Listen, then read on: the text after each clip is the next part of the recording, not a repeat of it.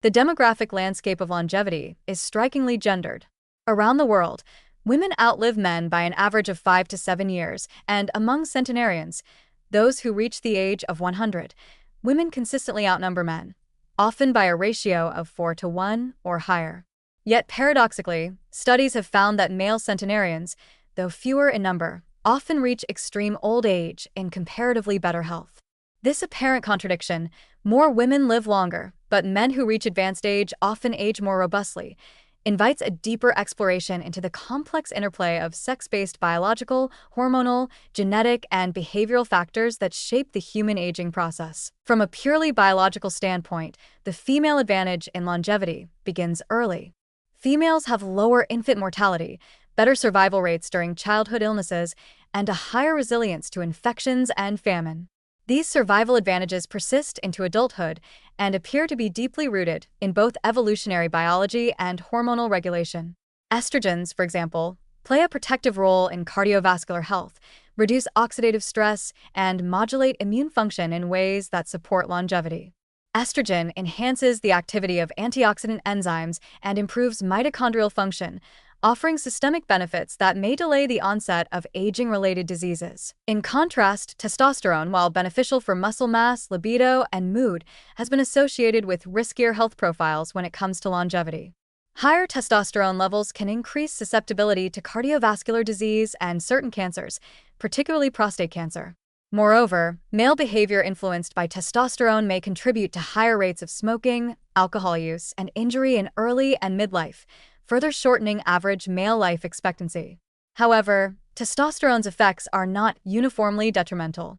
In later life, stable or moderately elevated levels of testosterone may support physical function, vitality, and psychological well-being, potentially contributing to the more successful aging seen in male centenarians. Genetics also plays a role in this divergence.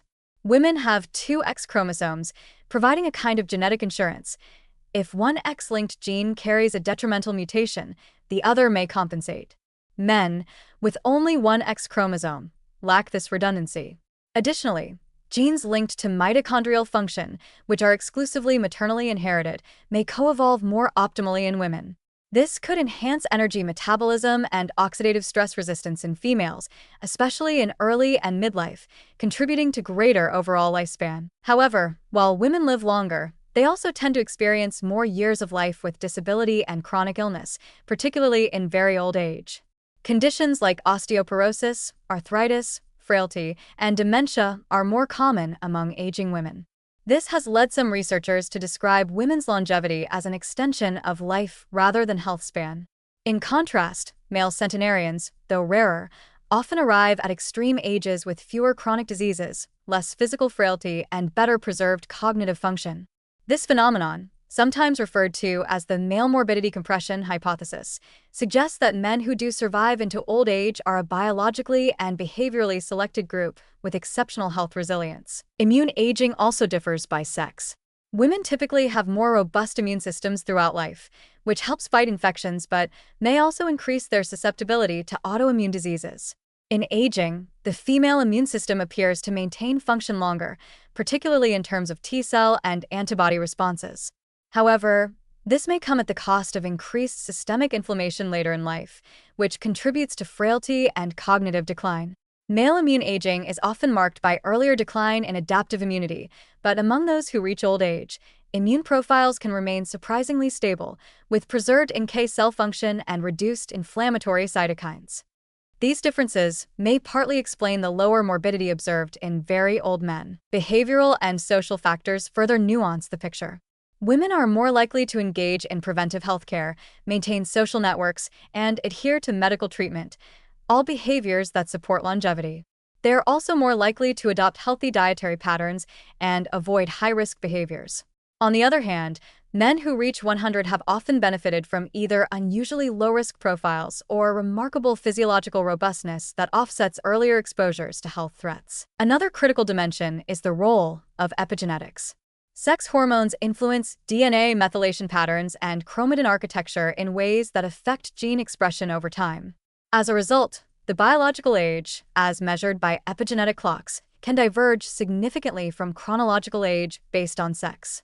Some studies show that women tend to have younger epigenetic ages at comparable chronological ages, though this advantage may narrow or reverse in the oldest age groups. Interestingly, male centenarians often exhibit epigenetic profiles that are more youthful than their female peers, despite being chronologically the same or older, suggesting a more favorable biological aging trajectory among male survivors. Lastly, lifestyle and psychosocial resilience must be considered. Women often have stronger social ties and better coping mechanisms, which buffer against stress and depression. However, men who reach extreme old age tend to display particularly high levels of independence, purpose, and mental engagement. These psychological traits may reflect both a selection effect and a causal factor in maintaining vitality into very late life. In summary, gender differences in aging reveal a rich and multifaceted landscape. Women generally live longer due to hormonal protection, genetic redundancy, and healthier behavior patterns, but often with higher rates of late-life morbidity. Men, on the other hand, face more risk in early and middle life, but those who reach advanced age frequently do so with less disease burden and greater physiological integrity. Understanding these sex-based differences not only enhances our insight into the biology of aging, but also supports the development of more personalized, equitable strategies for extending both lifespan and health span in diverse populations.